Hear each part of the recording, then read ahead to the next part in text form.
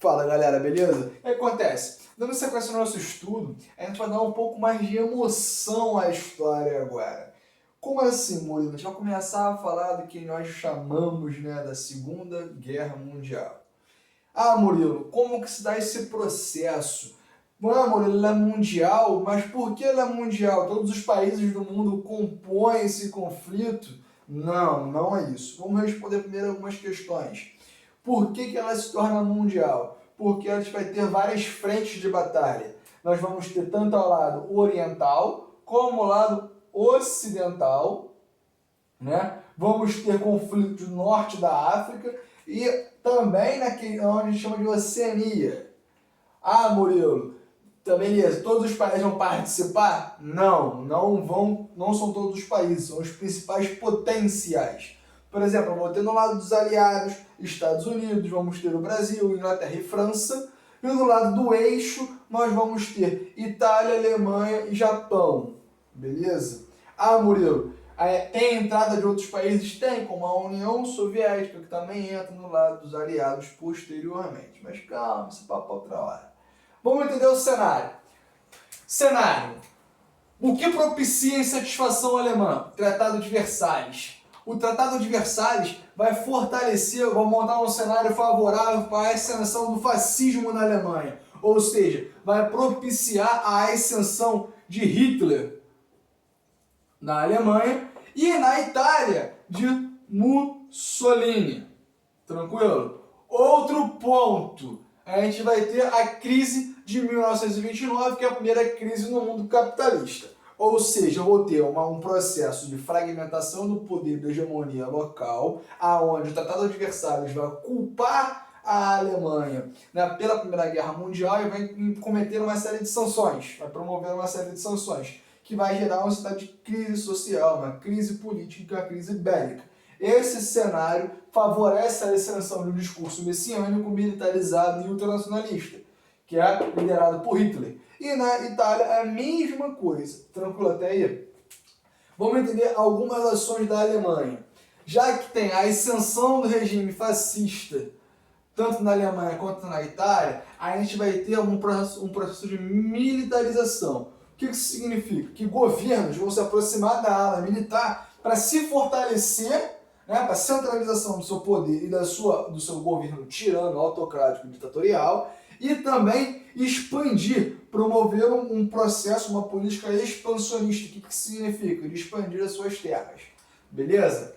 Com isso, a gente vai ver que há uma ideia antissemita, que é o antissemitismo. O que isso significa? Ojeriza a um povo, culpa um povo pelaquela miséria que se vive, e quem Hitler vai culpar? Os judeus, beleza?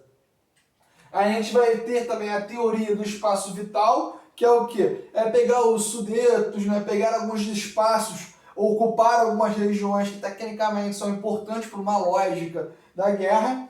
Vai ter, olha que engraçado, o Tratado de Não Agressão, ou seja, reconhece que a União Soviética é uma potência militar, uma potência econômica, e com isso Hitler traz um tratado de não agressão com o Stalin. Ou seja, olha só, irmão, vamos assinar aqui que ninguém vai guerrear um com o outro. Beleza? Mas isso vai inverter. E posteriormente a gente vai ter o início da guerra, gerado justamente com a invasão à Polônia por parte da Alemanha. De 1939 até 1941, a gente vai ver que o eixo, que é Japão, Alemanha e Itália, dominando o cenário da guerra. Nós temos a hegemonia alemã dominando a França e ali à frente da ocidental, e a hegemonia japonesa dominando a Oceania. Até então, tudo muito favorável ao grupo do eixo, ao bloco do eixo. Porém, essa hegemonia ela começa a se transformar justamente por conta dos equívocos, das estratégias ousadas que tanto Hitler como Mussolini adotam. Por exemplo, a gente vai ver que Hitler invade a União Soviética, rompendo, rasgando aquele tratado de não agressão com Stalin. Automaticamente, Hitler também verifica que o Blitzkrieg, que é a Blitzkrieg?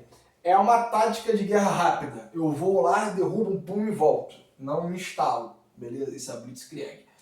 Hitler desiste dessa estratégia. Ou seja, ele aposta que numa estratégia mais demorada de guerra, uma guerra mais longa e não uma guerra mais rápida. Tá? E automaticamente eu vou ter o quê? Ataque a Pearl Harbor por parte dos japoneses. O que isso significa, galera? Os japoneses, nada mais nada menos, atacam uma base militar estadunidense no Havaí, o que propicia a entrada dos Estados Unidos na guerra. Assim como com a invasão à União Soviética, a gente vai ver a União Soviética entrando na guerra.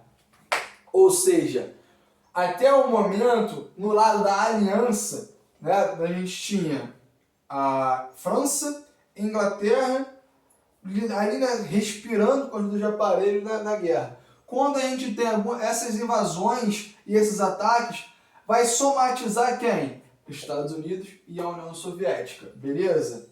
E com isso, a gente vai ter o equívoco da Itália ao invadir a Grécia, fragilizando toda a lógica do eixo. Beleza? Tendo em vista esses equívocos, a gente vai ter a virada da guerra. E a virada vai ser justamente de 1941 a 1945. 45 ao final. Ou seja, a guerra começa em 1939 e termina em 1945, beleza? Qual vai ser a virada? A audácia de Hitler ao invadir a União Soviética vai chegar até a cidade de Stalingrado, a cidade que leva o nome, né, do líder da União Soviética naquele momento, que era Joseph Stalin.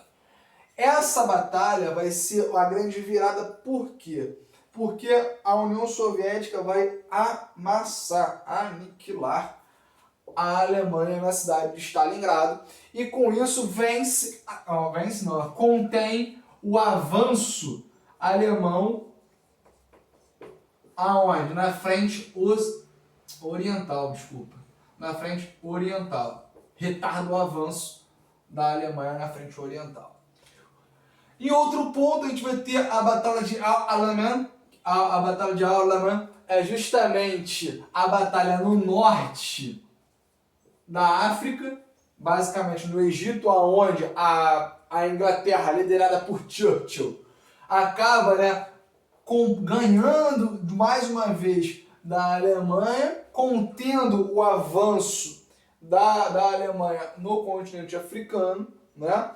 E a gente vai ter também o famoso Dia D, que é justamente a operação mais magnífica que se tem dentro da Segunda Guerra Mundial, que é a aliança entre os países da própria aliança, que é Estados Unidos, União Soviética, França, Inglaterra, entrando na Alemanha e destituindo o governo, ganhando de Hitler, né?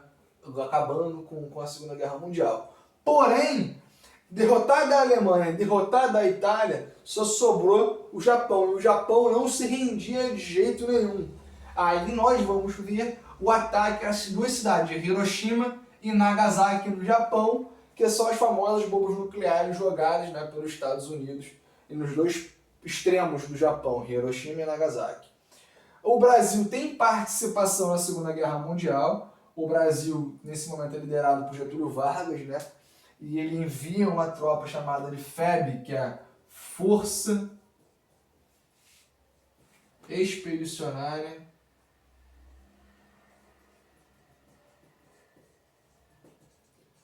Brasileira.